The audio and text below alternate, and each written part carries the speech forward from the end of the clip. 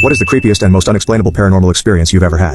1. Not me, but a friend of mine told me about a dream she had years ago about a decrepit old man who was being chased by wolves. In the dream he kept referring to himself in the third person as Old Skin. Old Skin's gotta get away from the wolves. Eventually the wolves caught up to him and started ripping him to pieces in front of her, and he kept narrating the events in a monotone voice.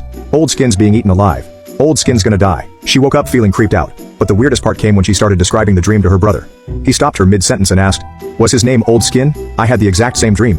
I don't know if that counts as paranormal, but it's scary. 2. When I was in elementary school, I shared a queen-size bed with my older sister and our family dog, a mutt that looked like a short-haired lassie, would sleep at the foot of our bed every night. When I was about 6 years old, I woke up one night around midnight and saw a dark figure standing at the foot of the bed.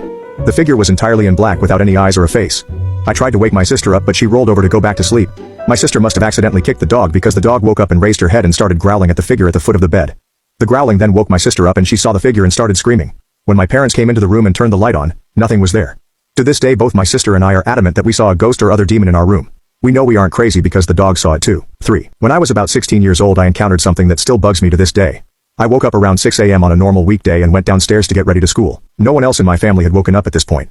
I got in the shower, still sleepy and could barely hollow my eyes open.